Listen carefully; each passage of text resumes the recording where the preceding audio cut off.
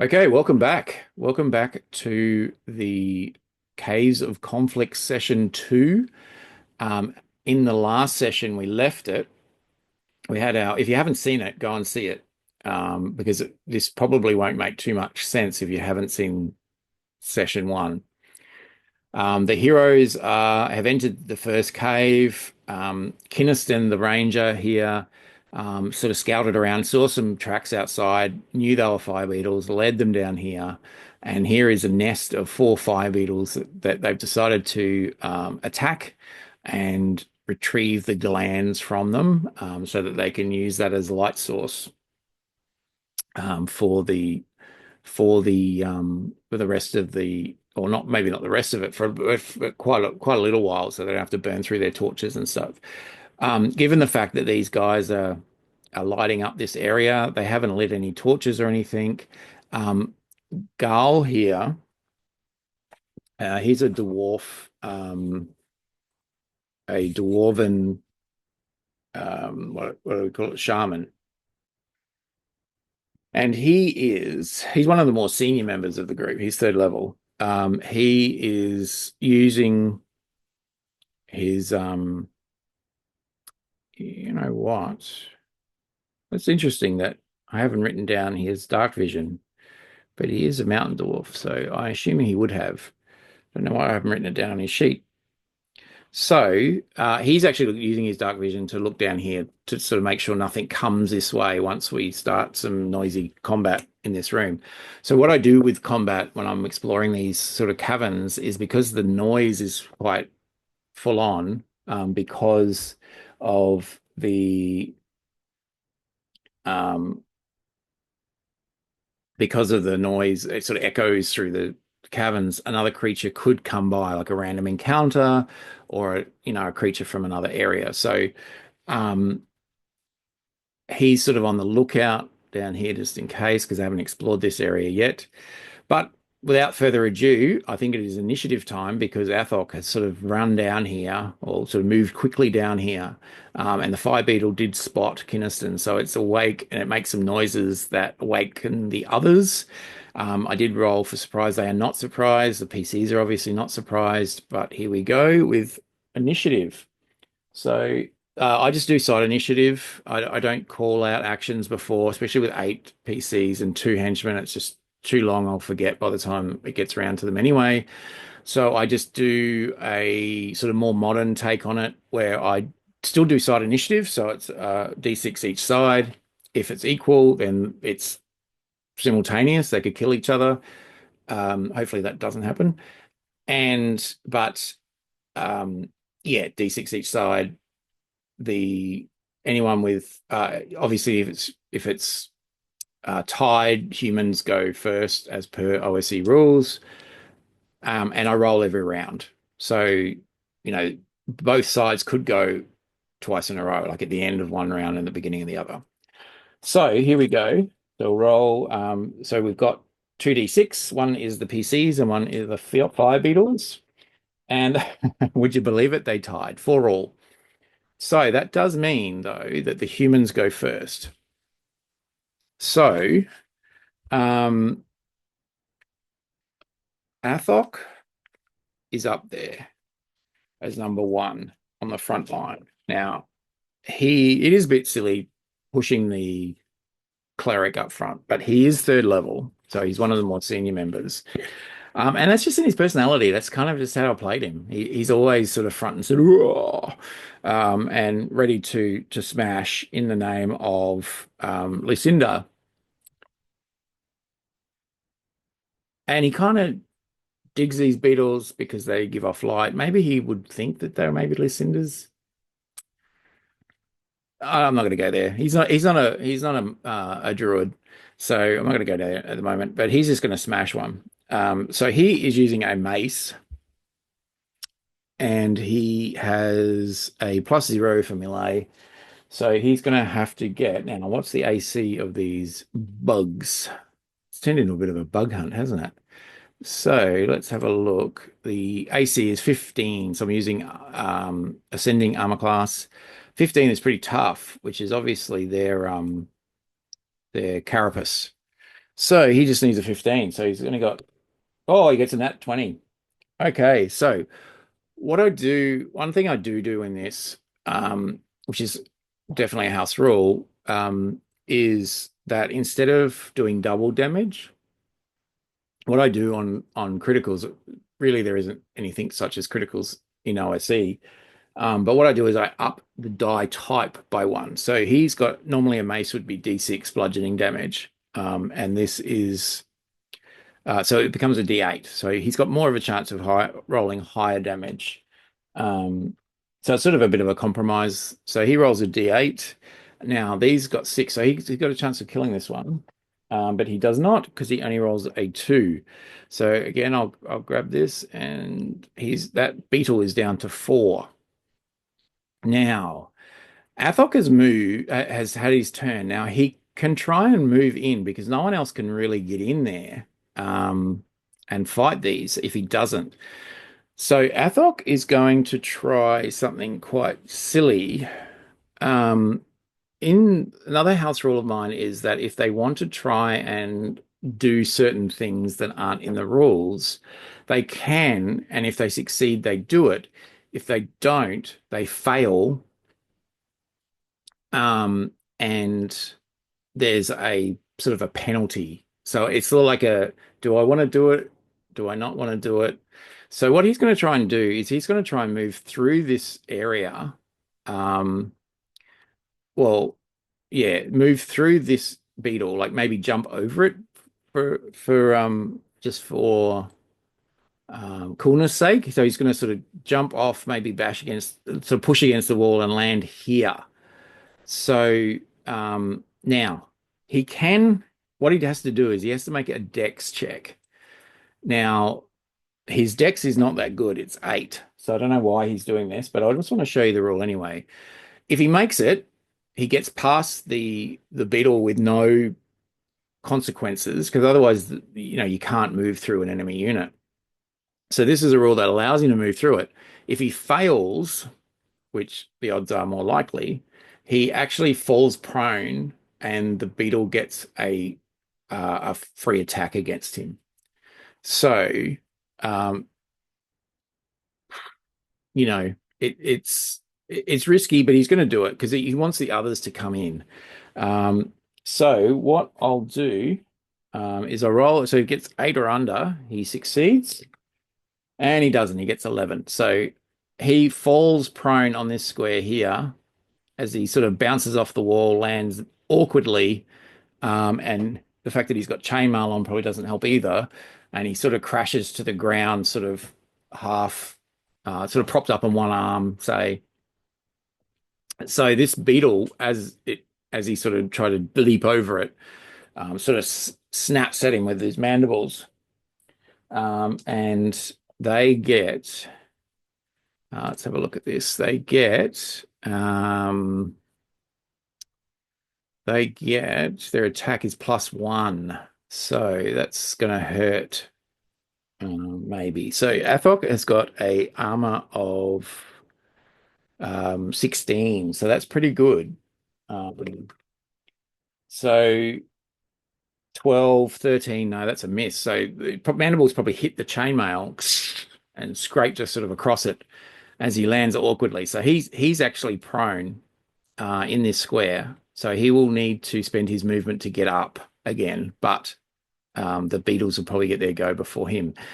Now this area is clear. Zeb is going to, oh, master, and he's going to come sliding in. Now with side initiative, anyone can go at any time. Um, so what I might do is I might actually send. Kinnison's got his bow out now, so I'm actually going to send Zeb in and try and kill this beast. So he steps up and he rolls. Now, Zeb has an 18 strength, so he automatically gets +3 to hit. And he's got a battle axe, so he's wielding this two-hand, and he's coming in. So he's got +3 to hit. The AC was 15, and so he needs a 12 or better to hit. And he only gets a 10, so he slams the axe into the beetle, and it sort of echoes this sort of clang noise as it sort of bounces off the the carapace on this beetle's back. Um, and again, um, he's not going to try any sort of fancy movement because his dex is 5. So he is pretty undexterous. But what I will do is I want to get some more fighters in there. But unfortunately, a lot of the fighters are at the back that can do anything. What Haldor will do, he's the rogue, so he's actually going to try and sneak uh, sort of to here. Um, so he's got 30 movement. So he's at 5 to there, and then sort of so that's 20. Yeah, so he can get to there, which is pretty much 30 feet. Now, and he's hiding. Oh, actually, he's stealthing, so that's half movement, isn't it? So 1, 2. So he gets there. So he's stealthing down the passageway. Um, Adala is going to move to here, and she's going to um, fire. Um, Oh no, sorry, I've gotten her mixed up again. She's going, and it's because of the picture. I've chosen a poor picture for Adela. I think I must have got mixed up in my own mind back when I was doing these tokens. So Adela does not have a bow, but she does have a spear. Now, in my rules, the spear can be used as a reach weapon. It can reach 5 feet. So even though it doesn't look like it on the map, I'm going to say Adela can stab this one, sort of going past Zeb and just stabbing at it. Now, the spear can be used in a couple of ways. She's got a large shield as well, so she's just sort of jabbing it like that. But if you don't have a shield, you've got 2 hands, you can use it as a double weapon with a half smash as well. But it does less damage, yeah, it does less damage each hit. So, but she's going to try and stab the giant fire beetle from there. So she's got a melee attack of +2. So we'll roll that, and she only gets a 6. So that is a miss. Um, yeah, I need to really get these guys in. Kinnison is going to go there, and he's going to, because he had his bow ready, so he's going to fire his short bow um, past Lothar. Sorry, past Zeb um, at this fire beetle. Now he can, but he'll be firing into melee, which could hit either. Well, he's not going to hit Athok because the trajectory of the arrow is not going to hit. Not can't go into that. Can't bend around a corner. So, but he could hit Zeb, who's flashing his battle axe around. So I'm going to use a 3rd edition rule for this. I don't like firing into melee where you could possibly hit foes. I think if you take enough of a careful aim, you can sort of wait for that moment where it passes your opponent. So, but it gives you neg 4 to hit. So he's going to be neg 4. He's got a range of +1, so he's -3. So he needs an 18 to hit. And he rolls a 15. So if Zeb wasn't there, he could have hit him, but he missed. And that is an arrow off him. So that's pretty much all the PCs can do. Now these guys are going to move up. I don't want the situation where they're going to bunch too much though. So, but I think it's inevitable that they bunch somewhat. Now, I haven't left anyone outside, have I? No, everyone's in. So, let's see what happens next. So that the PC's round is over. The fire beetles are now one thing I should say is that Ral, I believe, can do. I think it's Ral. Yeah, can do animal friendship and speak with animal. Um, he can't get up there. He's too far back. Um, but he's not going to worry about it too much. Anyway, I think we could handle this combat. That's probably final last words here. But we've wounded one already, so we're looking all right. Poor old Athok is on the ground though, so he might end up with another injury. But let's find out. So the fire beetles are pissed off. They're not happy that someone has invaded their territory, and there's like cut leaves and sticks and twigs and offal and refuse all in this lair. It just reeks, and now Athok has it all over him because he's fallen over.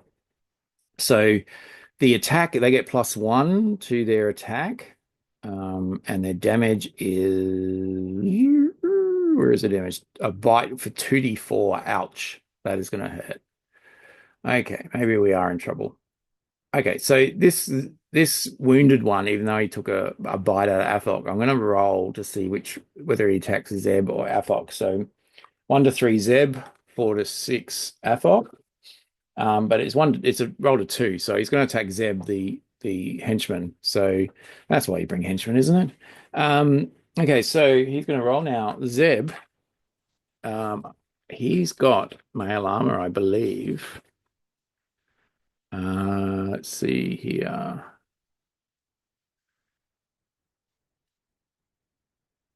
Let's see. He has mail, yes. Plus he's got a bad dex though. So he's got an AC of 12. And the creature needs an 11 or more to hit him. And it rolls an at 20. So the 2d4 go up to 2d6. Ouch. This could kill Zeb dead. Zeb could be dead. Let's have a roll. Oh, I see a 1 and a 4, so 5 points of damage. So Zeb goes from 8 down to 3. As he gets bit probably on the leg as the mandibles crunch around him, crunch around his leg and just crush it as he cries out in pain. Um, this fire beetle is definitely going to attack Athok. So it sort of moves up to Athok and attacks him. Now it gets a +1 because Athok is prone. So it gets +2, but Athok's AC is 16, so it needs a 14 or better. What's wrong dice there? 14 or better. It only gets a 6, so it misses Athok. So as Athok probably like scampers back against the wall here, out of its way, and this one moves up to finish off, well, to attempt to finish off Zeb, and this one can't attack, so it sort of just moves to there, ready to replace one of its mates. But this fire beetle can definitely hit Zeb. So it needs an 11 and it rolls a 10. So it just misses him. So it hits his armor, probably hits the chain arm as he's sort of flailing. Oh, and it sort of bites his arm and it chews into the chain, but doesn't quite get through. So Zeb is one lucky henchman. Now, that is pretty much the whole first round. So now we'll quickly get to round 2. So let's do initiative for round 2. And that is the monsters win. Like I said, they can get 2 shots in a row. So unfortunately for Zeb, he is in trouble as this fire beetle continues to bite down on him. It's an 11 and gets an 18. So 2d4 damage. Let's roll some dice. So we've got Four, one, and three. So it's 4 points. So he's on, what was he on? Three. Yeah, he's dead. So Zeb is dead. I'm going to put his token over here, and probably just put in a cross there. Now, where's the drawing tool? Add, no, I might just draw a circle. Whoa, that's a big circle. Okay. Let's undo that. How do I eraser? There we go. Let's want a little circle. No, that's a big circle as well. Oh, hang on, here we go. There we go. So that's Zeb's dead body. I'll roll for him afterwards to see if he survives. So I'll do that at the end of combat because he's out of it for now. Um, but that will cost 2 points to get through for movement because there's a body there now. The second one, um, now, oh, how do we do this? How do we get back to? Oh no, how do I get back to? Oh, I just click off it, don't I? That's it.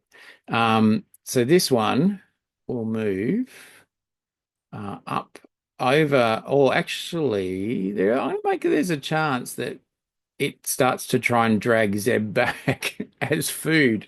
So I'm gonna roll 50-50 here because it's a creature after all. It's just gonna come after food. And the other ones haven't threatened that particular beetle yet. So 1 to 3, it drags Zeb's body back or attempts to, and then 4 to 6, it continues to fight. 4 to 6, it continues to fight. So it does actually move up over Zeb's body and attacks Kiniston. So now Kiniston's got his bow out, so he's going to have to swap to hand axe very soon, unless he wants to retreat. And then um, that beetle attacks Kiniston. Now Kiniston has an AC of 13 plus one, so it needs a 12 or better, and it gets a 10 and misses. This has left room for this one to come up and attack Athok. So unfortunately, Athok has now 2 on him. Athok's AC was 16, so they both need a 15 or better to hit. Oh, he's still prone, so it's actually a 14 or better to hit. The first one rolled a 2 and misses. The one that just came up rolls a 15. So um, he hits. So damage is 2d4. So we've got 2 plus 3 is 5. Athok takes 5 points. So he is down to 10. Ouch, as this one comes up and just bites him as he's trying to get up. Probably bites his shoulder or something. And sort of crushes the chain into his skin and causes bruising and stuff. So Athok sort of clenches his teeth and sort of mumbles, "You will not be the death of me, beetles," as he calls on the power of Lucinda to help him. Um, Now that's it for the beetles. Now this is better because now that the beetle has moved up, we can sort of fire and move, attack and move, and then the others can come in. So this is a better position. Poor old Athok may actually have 3 on him next round. So we'll see what happens. So Kiniston will change his weapon now. In my rules, I say that that takes up half your movement if you want to do that. So he's changing his weapon from the bow to the hand axe and smacking this beetle in front of him. So the beetle was AC 15, I believe, from memory. Yeah, 15 is quite high. So 15, Kiniston for melee gets a +0, so he needs a 15 or better. And he gets an 11, so no. So and then he's going to move to here. So just do a quick movement to there. Doesn't cause any issues because he hasn't moved out of range or anything. He's just moving around it. Um, Adela will attack with her spear again. And she gets so she gets +2 because she's got a 16 strength, so she's got a pretty good strength as well. Although yeah, so she'll need a 13 to hit it. Oh, nat 20. Beautiful. So normally it's D6 +2, so it's going to be D8 +2 for damage. She could kill this one quite easily. So she just sticks it in the face. Oh, 8 max damage. So 10 points of damage, and the quarterback is toast. So this beetle is dead. So we'll move that beetle out here. Now there's two bodies in there. I won't draw another circle, but we know that there's two in there now. Um, and Adela has had her turn. So I'm just wondering whether she'll try. She's got a pretty good dex. Um, I might see if, because she's got her full movement. So if she moves to there, she has to get this past this one here. And she's going to do that same funky move. So if she makes a dex roll, she'll sort of leap over it. What I'll do is I'll say that she puts the shield on, her large shield on top of the beetle and then sort of does a flip over.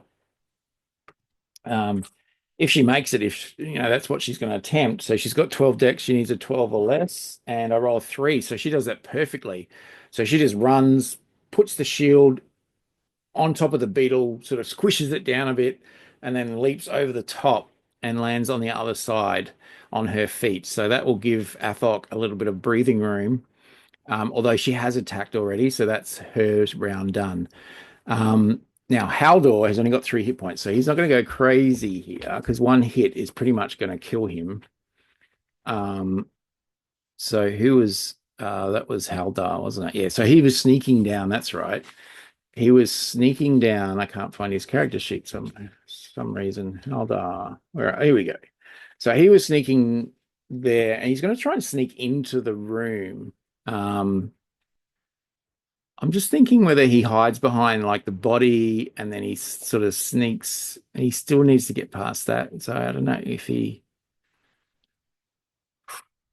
guess he could crawl up behind because there's two bodies piled up there, and then he could sort of jump up and strike because he could get there. I just don't want the retaliatory strike back. Now he's going to actually move to there. Yeah, he's not going to risk it. Lothar hasn't got many points. I think Rahl and Carlos are the ones that. I mean, Garl should really be up there as well because Garl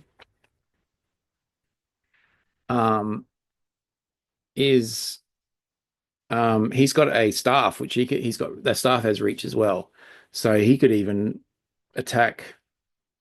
You know, second line. But it's important that if something does come down there, that he's he can see it and it's ready. So what I might do is I might get Rahl and Carlos. Now Rahl is a shaman. So he's a third level shaman. Sorry, second level shaman. So I'm just wondering whether I mean, he could summon animal and an animal will appear to fight. So um, let's have a look. Now I can't remember if I don't think that was an actual spell. No. Speak with animal. No, there wasn't unless it was a druid one. Was it a druid spell? What have we got? Summon animal. No. Okay. So, oh yeah, summon animals. Fourth level druid. So he's got access to it early. Um, Normal animals within range are summoned to the caster's aid. The creature that responds to the summons are determined as follows. Insect arachnids and other bugs are not summoned, so I can't sort of summon one of these fire beetles to attack. Um, Magical creatures and those are greater. Yeah. Caster may choose to limit the summons of a creature to specific species. Number of animals of total hit dice equal to the caster level. Yep. So the caster he's second. So two animals treated 1/10 Oh, total hit dice equal to the caster. So two, yeah, two hit dice. So I could summon a two hit dice animal to um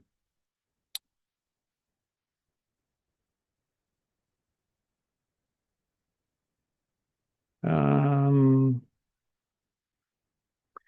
yeah. I think I will use that spell. Well, it's not a spell technically for the shaman. He's actually calling on the spirits. Um, and I'm gonna say a two hit dice monster. So um wish I had a list of two hit dice monsters. Um what about a snake or something? Could do a snake. Let's have a look. Because that'd be cool if I could summon a snake. Um,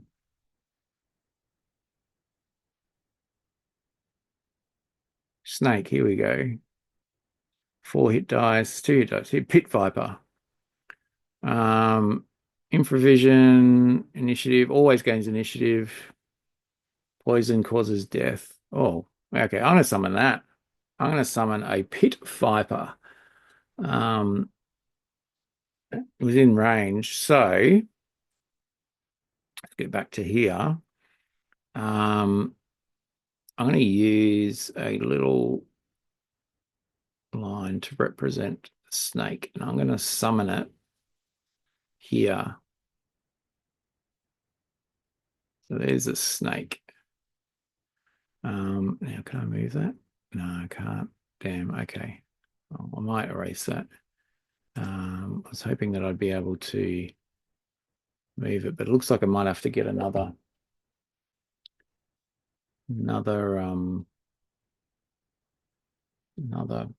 mini. There we go. So there's that little red one, orangey one there. Okay, so he summons well, he's going to move first, so he can actually see that part. So Raoul moves to there, and summons the Viper sort of there, I guess. Um, and then Carlos, his henchman, will come down. So he's got so that's 10 feet of movement. And then he's going to go down. So that's 15. So he'd be able to get there and attack. So he's on top of the bodies um, of his fellow henchmen. So Carlos is using a long sword. Oh, he has a longbow as well. No, he likes the fight. He'll get up and do the fight. Um, and then yeah, so he attacks.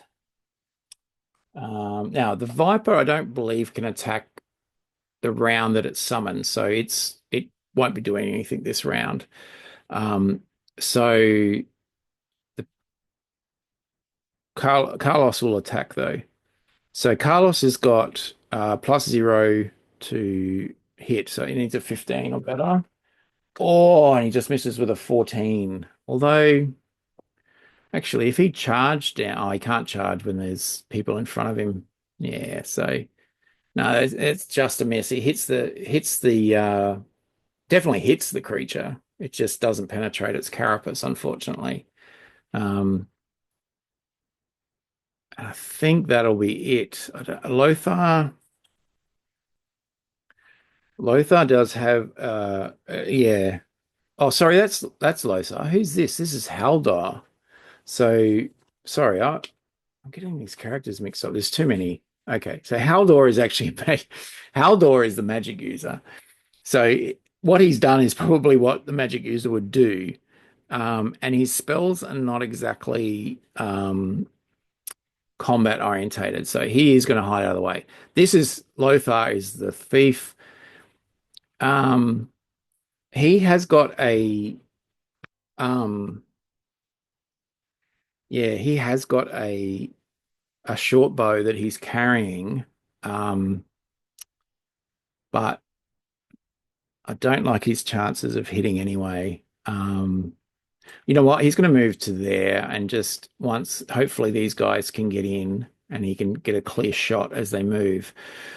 So that is that is the second round over with. And then we'll roll again for the third round.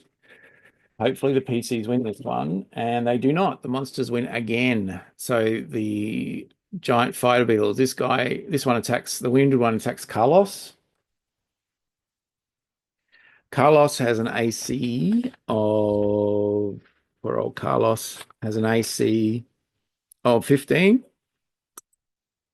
So it's going to need, oh, well, it rolled a 20, not a nat 20, it's 20. So it does two, like Carlos has 8 hit points. So this could be the end of Carlos. Oh, nearly. So that's 7. So he's down to 1 hit point. Poor old Carlos. He is down to 1 hit point.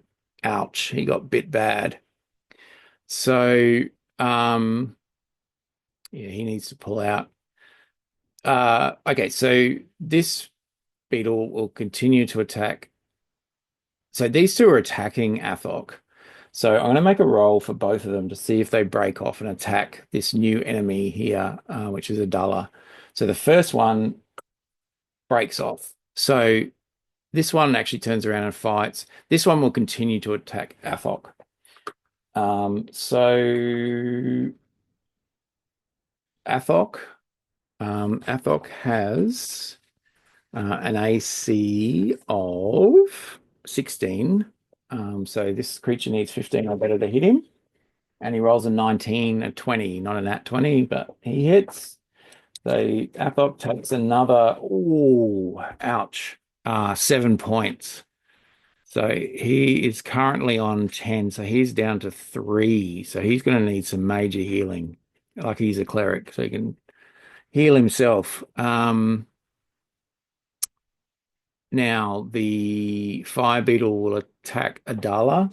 So now Adala AC is 16 as well, because she's got the chain and a large shield. So the creature will need a 15 or better and a nat 20. This is not going well for the PCs. So that goes up to a 2d6 damage now. And she has not got a lot of hit points. She is on 8. Oh, so she's down to 1 as well. So she took 7. So she is down to 1 hit point. Whoops, put that up. Whoop, put that down again. 1 hit point. So she gets bit really bad as well. This is not looking good. And that's it. All three have attacked, and all three scored massive damage on their opponents. Okay. New round. So not new round, the PC's round. So Athok is going to heal himself. Um, definitely heal himself. Um, he's going to cast Cure Light Wounds. Now he's in melee though, and he can't get out of melee. So my generally my house rule is if they're in melee, they need to make uh a check. In this case, his wisdom for casting a spell minus any damage they've taken, and he's taken like this round. So he's taken he's taken 7. So his wisdom is 15 minus 7 is 8. So to be able to cast the spell through the pain of the hit, he is going to need a 7 or 8 or lower on this roll to be able to cast the spell. Unfortunately, he rolled a 9, so he just missed it. So he's in too much pain to cast the spell, unfortunately. Um, so that leaves him really badly on 3 hit points, and Adala on 1, and Carlos on 1. Carlos is going to do a tactical retreat and just move back to there. Now, Kiniston will actually change. So this creature is pretty much going to follow Carlos up, but Kiniston is going to shoot it. He's going to pop around this sort of corner and just go and try and shoot it. Um, because he does have his, oh, did he have his bow out? I believe he still had his bow out. Could be wrong, but I'm pretty sure he did. So, if I'm wrong, I'm wrong. So he's got +1 range. So that's he needs a 14 or better. And he rolls a 10, so he misses. Sorry, I got this bit of hair somewhere. Okay, so Kinnison is pops out, shoots, pops back, misses. Lothar and Ral. Lothar is still sneaking. You know what? Lothar is going to try a stab. Um, his sneak, it's always hide is only 1 in 6. Hmm. Yeah, no, he didn't take that skill. Um, okay, I'm gonna get Ral, who's got a staff, um, to back up his companion. Um, and he's going to move. So he's actually got his short bow out at the moment, but his range is crap. So he's going to move there um, while putting his bow over his shoulder and pulling out his staff. And he's going to, because the staff has got reach, again, that can be used as a two-handed weapon or just one hit. So the one hit does more damage and it's got reach, whereas the two-handed weapon does a little bit less damage, but you can obviously attack twice. Um, so the staff, he's got +0 on melee, so he needs a 15 or better. He usually does pretty well at these sort of hits. And no, not this time, because why would you? Um, so he's going to stay there. He's hiding. Kinnison's fired. Haldor really doesn't want to do anything. Sandari and Gal. So Gal really needs to get down there. You know what? I might get Sandari. Hopefully he's got something that I want to do. He's a fighter magic user. I'm going to He's going to cast shield on himself and move down there. So he's going to move to there after he casts shield. So the shield spell is used up. He now has a armor class of 17, so that's pretty cool. Um, so he's going to get ready to hopefully win next initiative, run in and just smack the crap out of them. But he doesn't want to get too close because he might lose initiative and get hit. And he's only got 3 hit points, even though he can hit hard. So he wants to hit hard first before he gets hit back. Unfortunately, I don't think we can do much for these. The only other healing I have, oh, actually, no, that's not correct. I have Ral, he just attacked, didn't he? Yeah, damn it. Yeah, he has got healing. He's got a healing touch, which is spiritual healing. And he also has oh no, that's it. Yeah. Sorry, I thought he had cure light wings as well. No, but he has got spiritual healing, which is 2 hit points per level he can heal. Um yeah, these guys better kill their enemies. So these guys haven't attacked yet. So Athok, oh no, Athok tried to cast a spell. Adala hasn't attacked. I'm just wondering whether she retreats because she's going to die if she loses initiative and gets hit again. The way these beetles are rolling. You know what? I'm actually going to leave. Adala is going to attack. Um, she's going to use her sword, which she has in on her, and she gets +2 melee, so she needs a 13 or better, and she rolled a 15, which is a hit.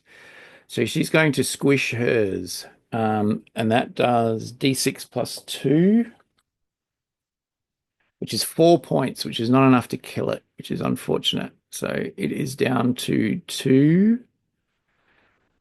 And that is it for the round. And I'm going to leave it there until next session to find out what happens. So join in next time to find out if our PCs live or die. This is Russell from YumDM signing off for now. As always, happy gaming.